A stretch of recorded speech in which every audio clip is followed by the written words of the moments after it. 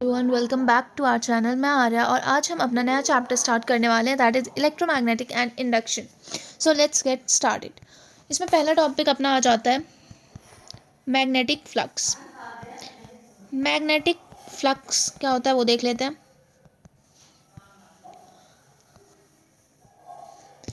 The number of magnetic field lines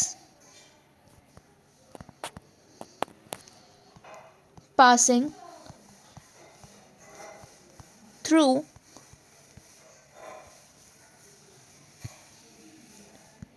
the plane normally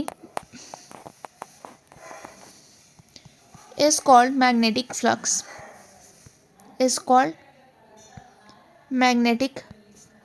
अब magnetic flux क्या होता है? The number of magnetic field lines passing through the plane normally is called magnetic flux. मतलब कि किसी एक area से कितनी number of magnetic lines pass कर रही हैं उसको क्या कहते हैं? Magnetic flux. इसका फॉर्मूला क्या होता है? फाई, जो कि मैग्नेटिक फ्लक्स को डिनोट करते हैं, is equal to B A cos theta. इसमें जो बी होता है वो अपना होता है मैग्नेटिक फील्ड, ए जो होता है वो होता है एरिया। अब यहाँ पे एक बहुत इंपॉर्टेंट चीज़ है कि जो एरिया वेक्टर होगा, एरिया वेक्टर वो सरफेस के परपेंडिकुलर होगा, सरफेस के परपेंडिकुलर होता है। तो ये समझ लें, एरिया वेक्टर जो होता है वो सरफेस के परपेंडिकुलर होता है। अब ये जो अपना फॉर्मूला है, इसमें दो तीन चीज़ें ध्यान रखने वाली। मतलब जो मैग्नेटिक फ्लक्स है अपना, वो पहली चीज़ स्केलर है, दूसरा इसकी यूनिट होती है वीबर। यूनिट क्या है इसकी? वीबर। और अगर कोई सीजीएस यूनिट पूछ ले, क्या सीजीएस यूनिट? वो होती है मैक्सवेल। सीजीएस यूनिट होती है अपनी मैक्सवेल। ओके, अब एक रिलेशन में इंपॉर्टेंट है वो बता देती हूँ कि वीबर कितना होता है? Is equal to tesla into में मीटर स्क्वायर, जो कि हो जाएगा 10⁴ गॉस इंटू में 10⁴ सेंटीमीटर स्क्वायर। ठीक है ना? ओवरऑल 1 वीबर कितना होता है? 10⁸ मैक्सवेल। ये बहुत इंपॉर्टेंट रिलेशन है, इसको आप लोग ध्यान से देख लेना। अब उसके बाद आता है अपना Faraday law of electromagnetic induction. क्या? फराडेज लॉ ऑफ इलेक्ट्रोमैग्नेटिक इंडक्शन को मैं आगे हर जगह EMI लिखूंगी, तो आप लोग समझ आना वो इलेक्ट्रोमैग्नेटिक इंडक्शन है। अब इनका लॉ क्या है? पहला है कि when magnetic flux passing through a loop changes with time or magnetic line of force are cut by conducting wire, then an EMF is produced in the loop or in a wire. This EMF is called induced EMF. मतलब कि इसको पहले लिख लेते हैं। when magnetic flux passing through a loop changes with time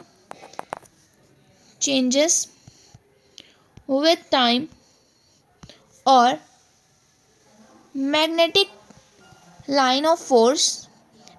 line of force are cut by conducting wire, then an EMF is produced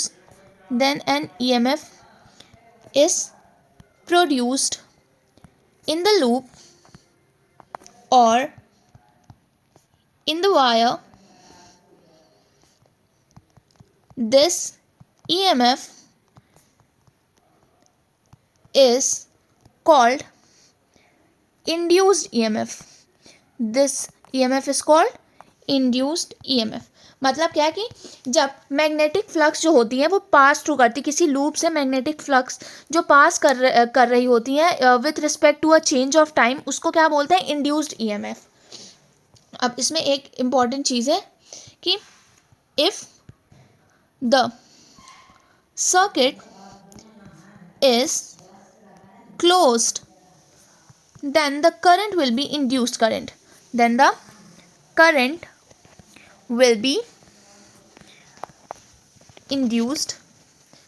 current, मतलब कि जब सर्किट जो है अपना वो क्लोज होगा तो उसमें से जितना भी करंट पास डाउन होगा वो होता है अपना induced current.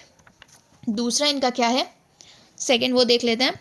The magnitude of induced EMF is equal to the rate of change of flux with respect to time in case of loop, है ना। तो इसको लिख लेते हैं पहले। The magnitude of induced EMF is equal to the rate of change of flux with respect to time in case of loop। इसको ऐसे भी समझ सकते हैं कि in case of wire it is equal to the rate at which magnetic field lines of force are cut by the wire. मतलब कि है क्या कि क्या कहते हैं, the magnitude of induced EMF is equal to the rate change of flux with respect to time in the case of loop. तो कितना मैग्नीट्यूड है इंड्यूस्ड ईएमएफ का, वो इसके बराबर होता है कि कितना अपना फ्लक्स चेंज हुआ है विथ रिस्पेक्ट टू टाइम, जिसको लिखेंगे E is equal to minus d delta flux by delta time, है ना। इसमें जो ई हो गया अपना, इसको वोल्टेज बोलो या फिर क्या कहते हैं, यही इंड्यूस्ड ईएमएफ वही चीज़ है। तो ये क्या होता है, minus delta flux by dt। इसके क्वेश्चन अलग अलग होते हैं, एक मैं बेसिक बता देती हूँ क्वेश्चन, कि आपको जो मैग्नेटिक फ्लक्स दिया है वो ये दिया है 2t³ + 4t² + 2t + 5। और अब इसमें पूछा है the magnitude of induced EMF in the coil at t is equal to 5 second will be। मतलब आपको यहाँ पे फ्लक्स दे दिया, उसमें पूछा है कि कितना होगा मैग्नीट्यूड इंड्यूस्ड ईएमएफ का। तो इसके लिए क्या करेंगे, अब यहाँ पे क्या लिखा है, ये अपना फॉर्मूला में लिखा है डेल्टा फ्लक्स। मतलब यहाँ पे क्या होगा कि ये जो फ्लक्स दिया इसको डिफ्रेंशिएट करेंगे, तो वो अपना हो जाएगा, इसको जब हम लोग डिफ्रेंशिएट करेंगे तो आ जाएगा 60² + 4t + 2। अब इसमें t की वैल्यू 5 सेकेंड हर जगह पुट कर देंगे, तो 6 × 5 का स्क्वायर + 4 × 5 + 2, तो ये अपना आ जाता है 192 वोल्ट। मतलब यहाँ पे क्या समझा है कि ऐसा अगर फ्लक्स दिया हो ना इस फॉर्म में तो उसको डिफ्रेंशिएट करके निकालेंगे। अब एक अगली चीज़ देख लेते हैं, एक और मैं क्वेश्चन के थ्रू आपको समझाती हूँ एक कॉन्सेप्ट। क्वेश्चन अपना ये है कि find the EMF induced in the coil as given in diagram। The magnetic field is perpendicular to the plane of the coil and is constant। इसका डायग्राम भी बना देती हूँ मैं। इसका डायग्राम कुछ ऐसा है, ये हो गई अपनी कॉइल, अंदर की तरफ इसमें मैग्नेटिक फील्ड है, एरिया है इसका ए। क्वेश्चन में क्या पूछा, find the EMF induced in the coil as given in diagram. The magnetic field is perpendicular to the plane of coil. ये समझ आ रहा है, अंदर की तरफ है मैग्नेटिक फील्ड, मतलब कॉइल का जो एरिया है उससे परपेंडिकुलर है। अब इसमें मतलब इसमें जो क्या कहते हैं परपेंडिकुलर बताया गया है कि कॉइल से, और कांस्टेंट है। तो इसमें फ्लक्स का फॉर्मूला अपना क्या होता है, BA cos थीटा। अब यहाँ पे क्या है कि इसमें एरिया वेक्टर जो है वो सरफेस के परपेंडिकुलर होता है। तो इसमें ये हो रहा है कि जो इसका एरिया है कॉइल का उसके परपेंडिकुलर तो है अपना एरिया वेक्टर, और मैग्नेटिक फील्ड भी सेम है। तो इनके बीच में जो क्या कहते हैं एंगल होगा, यहाँ पे क्या लिखा है परपेंडिकुलर है, मतलब कॉस अपना जो है वो 90 डिग्री है, और कॉस 90 डिग्री 0 हो जाता है, तो यहाँ पे अपना फ्लक्स आ जाएगा 0 डिग्री। ओके, अब इसी का दूसरा पार्ट एक क्वेश्चन में फॉर्म में देख लेते हैं कि if B is increasing with time in previous question, then direction of induced current. अब इसमें क्या बोला है कि जो अपना मैग्नेटिक फील्ड है वो इंक्रीज कर रही है विद द टाइम। इस क्वेश्चन में, इस वाले में जो मैग्नेटिक फील्ड है वो इंक्रीज कर रही है टाइम के साथ। तो इसमें क्या कहते हैं, डायरेक्शन क्या हो जाएगी इंड्यूस करंट की। तो इसमें देखो है क्या कि इनवर्ट फ्लक्स जो है इसका वो इंक्रीज कर रहा है अगर टाइम के साथ, तो वो अपोज करेगा to oppose it outward magnet. इसका मतलब मैं लिख के आपको समझा देती हूँ पहले। तो inward flux is increasing with time to opposite outward magnetic field should be induced, then current will flow anti-clockwise। Anti clockwise. अब इसमें क्या है कि इसमें जो अपना इन्वर्ट फ्लक्स है वो बढ़ रहा है टाइम के साथ, तो ये किसको अपोज करेगा, जो बाहर निकलने वाली मैग्नेटिक फील्ड है उसको अपोज करेगा। तो इसकी वजह से जो अपना इलेक्ट्रिक करंट होगा वो हो जाएगा एंटी क्लॉकवाइज डायरेक्शन में। अभी क्या है, मैग्नेटिक फील्ड अंदर की तरफ है तो थंब हमारा अंदर की तरफ जाएगा। पहले की मैं कंडीशन बता रही हूँ कि मैग्नेटिक फील्ड अंदर की तरफ है तो थंब अपना अंदर की तरफ जाएगा। अब हमारी फिंगर जो है वो कर्ल करेगी राइट हैंड थंब रूल के अकॉर्डिंग, तो वो अपनी क्लॉकवाइज कर रही है टर्न। बट जब मैग्नेटिक फील्ड बढ़ती जाएगी तो यहाँ पे करंट जो होगा वो एंटी क्लॉकवाइज घूमने लगेगा। क्यों? क्योंकि वहाँ पे वो जो इनवर्ट फ्लक्स इंक्रीज कर रही है ना उसको अपोज कर रहा है बाहर की तरफ, तो इसलिए यहाँ पे जो करंट होगा वो एंटी क्लॉकवाइज घूमने लगेगा। जब एंटी क्लॉकवाइज करंट घूमेगा तो अंदर की तरफ जो मैग्नेटिक फील्ड जा रही थी उसको क्या कहते हैं, अपोज करेगा वो, इसलिए यहाँ पे करंट जो है वो एंटी क्लॉकवाइज घूमेगी। अब इसी में अगर पूछ लिया कि if B is decreasing with the time, अगर इसमें पूछ लिया कि टाइम के साथ जो बी है वो डिक्रीज कर रहा है, तब क्या होगा। अब यहाँ पे flux is decreasing with time to support it inward. B, inward magnetic field should be induced. The current will flow clockwise. अब इसमें क्या है कि अगर मैग्नेटिक फील्ड डिक्रीज कर रही है हमारी, तो इसमें होता क्या, बेसिकली जो फ्लक्स होता है ना वो चेंज को अपोज करता है। तो अगर यहाँ पे मैग्नेटिक फील्ड डिक्रीज हो रही तो वो कुछ ऐसा करेगा कि मैग्नेटिक फील्ड इंक्रीज होती जाए, ठीक है ना। तो यहाँ पे इनवर्ड जो मैग्नेटिक फील्ड जा रही थी उसको इंक्रीज करने के लिए जो करंट होगा वो क्लॉकवाइज घूमने लगेगा।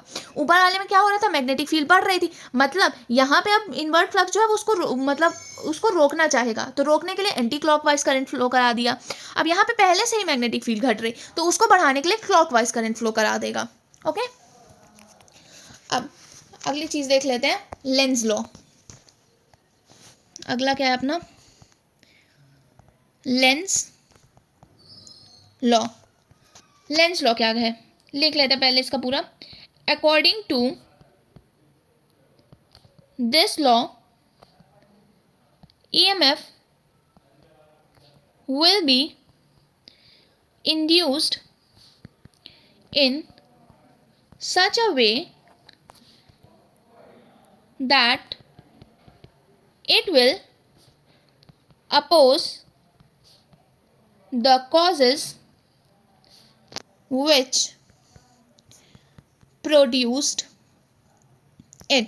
अब लेंज लॉ क्या कहते हैं, इसके अकॉर्डिंग कि जो EMF इंड्यूस हो रही है वो ऐसी होगी कि वो अपोज करेगी जिसकी वजह से वो करंट प्रोड्यूस हो रहा है, ठीक है ना। अब इसमें एक डायग्राम के थ्रू मैं समझा देती हूँ। ये सपोज है अपना एक बार मैग्नेट, ठीक है ना, ये नॉर्थ पोल है इसका, ये साउथ पोल है, और ये है इसका मान लो ऐसा एक लूप, ठीक है ना। अब यहाँ पास से नॉर्थ पोल से जो मैग्नेटिक फील्ड निकलेंगी वो ऐसे ऐसे निकलेंगी, ऐसे, ठीक है, ऐसे ऐसे ऐसे निकलती जाएंगी। अब जब ये इसमें मैग्नेटिक फील्ड बाहर की तरफ जा रहा है ना, तो इसमें करंट जो है वो क्लॉकवाइज फ्लो करेगा। बट जब इसको अपोज करना होगा तो वही करंट एंटी क्लॉकवाइज घूमने लगेगा। अब इसको मैं समझा देती हूँ। We know that magnetic field lines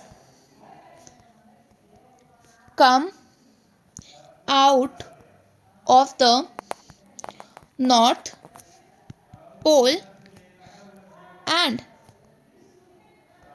magnetic field intensity decreases as we move away from magnet. So the magnetic flux here towards left will increase with the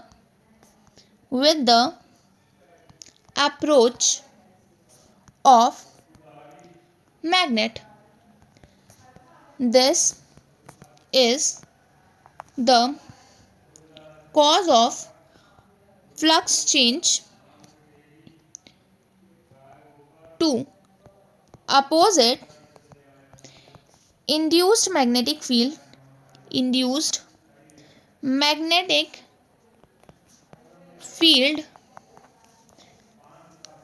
will be towards right. For this, the current must be anti-clockwise as seen by the magnet. अब इसमें क्या है वो देख लेते हैं. क्या लिखा है? We know that magnetic field lines come out of the north pole and magnetic field intensity decreases as we move away from the magnet. अब इसमें से हम देख सकते हैं कि जो मैग्नेटिक फील्ड लाइन है वो नॉर्थ से आ रही है, ठीक है ना, और वो मैग्नेटिक फील्ड धीरे धीरे डिक्रीज करती जाएंगी जैसे ही हम क्या कहते हैं मैग्नेट से दूर होते जाएंगे. So the flux will increase with the approach of magnet. तो यहाँ पे होगा क्या कि फ्लक्स इंक्रीज कब करेगा? जब मैग्नेट पास आ रहा है. This is the cause of change in flux. To oppose it, induced field will be towards right. For this the current must be anti-clockwise as seen by the magnet. अब इसमें क्या है, हमारा कॉइल है, ठीक है ना, वो क्या कहते हैं उसमें उसमें जो मैग्नेटिक फील्ड लाइन्स जा रही है वो अंदर की तरफ जा रही हैं, ठीक है, मतलब लेफ्ट की तरफ जा रही हैं. तो जो हमारी फिंगर कर्ल होंगी वो होंगी अपनी एंटी क्लॉकवाइज. और अगर हमारा जो कॉइल है वो दूर जाता जाएगा तो मैग्नेटिक फील्ड इंटेंसिटी डिक्रीज करती जाएगी. अब उसको बढ़ाने के लिए करंट को क्या कहते हैं एंटी क्लॉकवाइज फ्लो होना पड़ेगा, है ना. अगर कॉइल में क्लॉकवाइज करंट जा रहा है तो साउथ पोल, और अगर क्लॉक में एंटी क्लॉकवाइज करंट जा रहा है तो वो नॉर्थ पोल होगा, ठीक है ना. ये चीज़ याद रखिए. ये लेंज लॉ कहता है कि जब भी किसी कॉइल या कंडक्टर में मैग्नेटिक फ्लक्स चेंज होता है तो उसमें एक इंड्यूस्ड करंट जनरेट होता है, और ये इंड्यूस्ड करंट हमेशा उसी चेंज को अपोज करता है जिसकी वजह से वो बना है. मतलब सिंपल वर्ड्स में मैं एक बार आपको लिख के दे देती हूँ जिससे समझ आ जाए. नेचर को चेंज पसंद नहीं होता, है ना. अब इसका मतलब क्या है कि अगर मैग्नेटिक फील्ड बढ़ रही है तो इंड्यूस्ड करंट आई करंट यहाँ पे इंड्यूस्ड करंट उसे घटाने की कोशिश करेगा. किसकी? घटाने की कोशिश करेगा. और अगर यही मैग्नेटिक फील्ड घट रही है या डिक्रीज कर रही है तो इंड्यूस्ड करंट उसे बढ़ाने की कोशिश करेगा. किसकी? बढ़ाने की कोशिश करेगा, है ना. तो लेंज लॉ आप लोग को समझ आ गया है, होप अच्छे समझ आ गया होगा कि लेंज लॉ है क्या. अब इसके बाद देख लेते हैं क्या कहते हैं कुछ इंपॉर्टेंट चीज़ें. क्या है वो? इंड्यूस्ड इलेक्ट्रोमोटिव फोर्स क्या होता है? Induced current and charge in a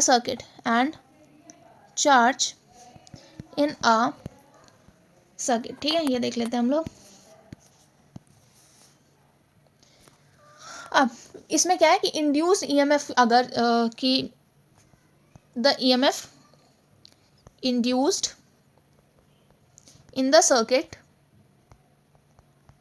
is E, then मतलब सपोज कि जो ईएमएफ इंड्यूस हुआ है सर्किट में वो ई है, तो फिर आगे क्या होता है? ई क्या होता है? Minus d Q by D T, ठीक है ना, डी क्यू नहीं सॉरी, यहाँ पे ये डी फ्लक्स है, ठीक है ना, फ्लक्स है। अब इसमें इफ मैं इससे लिख देती हूँ, if there is N number of turns in the coil then induced EMF क्या होगा अपना, then induced EMF is equal to minus N d flux by D t, जिसको हम और क्या लिख सकते हैं, E is equal to N flux 1 minus flux 2 by t, ठीक है ना। ये आ गया जब N number of turns present हो कॉइल में, तब क्या होती है ये क्या कहते हैं अपना इंड्यूस्ड वोल्टेज या फिर क्या कहते हैं इलेक्ट्रोमोटिव फोर्स, जो भी है। अब उसके बाद देख लेते हैं अगर रेजिस्टेंस है ना, if the resistance of coil is R then induced current. अब अगर क्या कहते हैं अपना रेजिस्टेंस प्रेजेंट है कॉइल का आर, तो इंड्यूस्ड करंट क्या हो जाएगा, I is equal to E by R होता है, अपने को मालूम है voltage by resistance. I is equal to, अब ई का वैल्यू रख देंगे N phi 1 minus phi 2 by R, और नीचे ये इसका टी, ये पूरा जो फॉर्मूला है ये किसका फॉर्मूला था अपना, ई का, ओके। तो ये आ गया अपना इंड्यूस्ड करंट का फॉर्मूला, ठीक है ना। इसको और ऐसा भी लिख सकते हैं कि I is equal to N by R into में D phi by D D, ठीक है ना। अब ये जो इंड्यूस्ड करंट होता है यहाँ पे, इंड्यूस्ड करंट डिपेंड्स ऑन, पहला किस पे डिपेंड करता है, रेजिस्टेंस पे करेगा कॉइल के, दूसरा किस पे करेगा, नंबर ऑफ टर्न्स पे, तीसरा किस पे करेगा, rate of change of magnetic flux, ठीक है ना, rate of change of magnetic flux पे डिपेंड करेगा। अब इफ रेजिस्टेंस इज इनफाइनाइट, अब अगर मान लेते हैं, ये तो अपनी एक कंडीशन हो गई थी, अब अगर ये जो रेजिस्टेंस है वो इनफाइनाइट है ना, और सर्किट जो है अपना, सर्किट अपना ओपन है, तब क्या होगा, then the current will not flow, then the current will not flow. अगर अपना रेजिस्टेंस जो है वो इनफाइनाइट है और सर्किट ओपन है तो करंट फ्लो नहीं करेगा, ओके। अब if D Q that is charge, D Q charge flow कर रहा है एक सर्किट में, ठीक है ना, if D Q charge flow in circuit in time D T, तब क्या होगा, I is equal to D Q by D T, ठीक है ना, ये होता है अपना करंट का फॉर्मूला। डी क्यू यहाँ पे क्या आ जाएगा, एन आर इंटू में डेल्टा फ्लक्स, ठीक है ना। तो यहाँ पास से चार्ज क्या लिख सकते हैं हम लोग, delta flux by R, okay. ये समझ आ गया। अब एक इसमें एक इम्पॉर्टेंट लाइन है, वो मैं रेड से लिख सकती हूँ, है ना, हाँ इससे ठीक रहेगा, कि charge flowing due to induction, charge flowing due to induction does not depend on the time, but depends on total change in magnetic flux, okay. ये क्या कह रहा है हम ना, कि जो चार्ज फ्लो कर रहा है इंडक्शन की वजह से, वो टाइम पे डिपेंड नहीं करता है, बट किस पे डिपेंड करता है, टोटल चेंज क्या आ रहा है मैग्नेटिक फ्लक्स में, ठीक है ना। कुछ और इंपॉर्टेंट लाइन इसी देख लेते हैं हम लोग, कि it does not depend on time, ठीक है ना, ये हो गया अपना, टाइम पे डिपेंड नहीं करता है। The EMF induced in the circuit does not depend on resistance. अब अगला अपना क्या है, कि EMF induced in the circuit EMF induced in the circuit depends on, किस पे डिपेंड करता है वो देख लेते हैं. पहला, number of turns in the coil, एक कॉइल में कितना टर्न हुआ है. दूसरा, rate of change of magnetic flux, ठीक है ना, मैग्नेटिक फ्लक्स में क्या चेंज आ रहा है. तीसरा, cross sectional area of coil, cross sectional area of coil. चौथा, relative motion between the magnet and the coil. पांचवा, magnetic permeability of the substance or material placed inside the coil. ठीक है, ये हो गया अपना. जो EMF होता है वो किस पे डिपेंड करता है, नंबर ऑफ टर्न पे, कितना चेंज हो रहा है मैग्नेटिक फ्लक्स पे, फिर क्रॉस सेक्शनल एरिया में, फिर relative motion between magnet and the coil. पांचवा, मैग्नेटिक परमिएबिलिटी जो है मटेरियल की, जो कोई भी अगर सब्सटेंस है, मटेरियल है, उसको कॉइल के अंदर रख दिया गया है. ठीक है ना. अब एक इम्पॉर्टेंट चीज़ देख लेते हैं. अब ये देख लेते हैं, इसको मैंने पहले लिख दिया है क्योंकि अगर मैं इसमें लिखती तो आप लोग का बहुत ज़्यादा टाइम चला जाता, इसलिए मैंने इसको अलग से लिख दिया है. If a magnet is dropped freely in a hollow long metal cylinder then the acceleration of falling magnet will be less than gravitational acceleration.